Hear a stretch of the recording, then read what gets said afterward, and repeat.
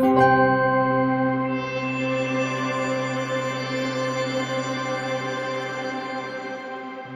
name is Ercilia Sahores. I'm International Director for Regeneration International and the Organic Consumers Association.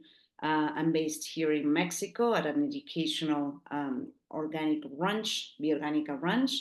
But most importantly, I'm here on my role as Vice President for the 4.1000 initiative. So thank you, Mr. President, dear Stefan, for giving me the honor of being able to chair this meeting. These two engaged guests, ladies and gentlemen.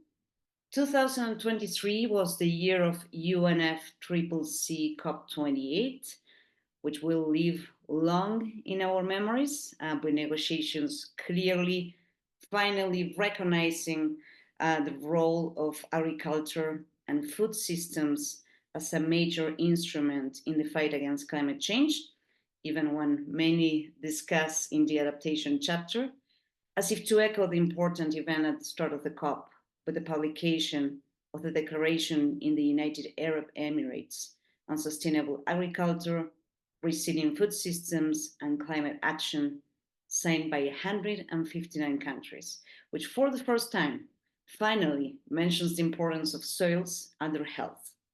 At the end of the COP, on December 10, 2023, almost a year ago, during the day devoted to agriculture, which was originally scheduled for December 5, which is World Soil Day, the presentation of the FAO's roadmap for achieving zero hunger in the world without exceeding 1.5 degrees Celsius of global warming, in line with the Paris Agreement, was launched. There were many positive points and advancements on our issues during COP28.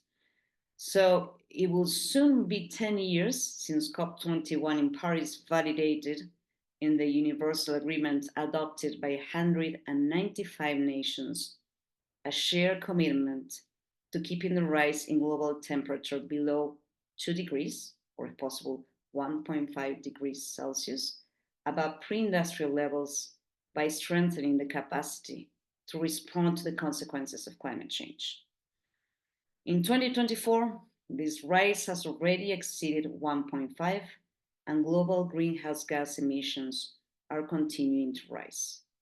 We've seen over 18.2% between 2005 and 2020, and total emissions of 57.1 GT of CO2 equivalent in 2023, when they should have fallen drastically to enable us to achieve the objectives of the Paris Agreement.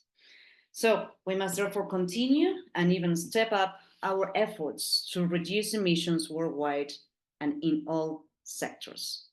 At the same conference in Paris in 2015, developed countries pledged to mobilize $100 billion a year for climate action in developing countries by 2020 at the latest. A date later shifted to 2025 in the context of significant mitigation action and transparency of implementation.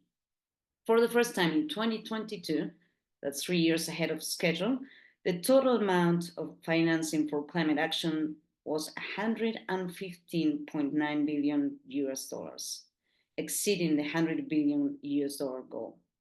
In itself, this is a positive result, but on closer examination, 2/3 went to mitigation efforts and 1/3 to adaptation, with only $10.4 billion devoted to agriculture, forestry, and fisheries, so 8.9% of the total budget. It can therefore be estimated that the share of funding going to agriculture did not exceed 25%. Forestry accounted for the vast majority of it, so it's just over 2% of the total, of which less than 1% reached the farmers, and particularly smallholder farmers didn't see any of this money.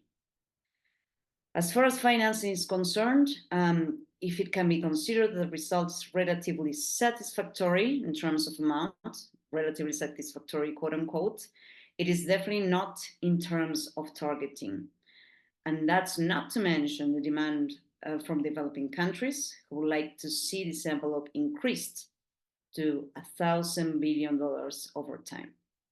So this is the current situation at the time when more and more of us are recognizing the huge mitigation and adaptation potential of the agricultural sector, thanks to the soil, as we just heard from this very inspirational speech.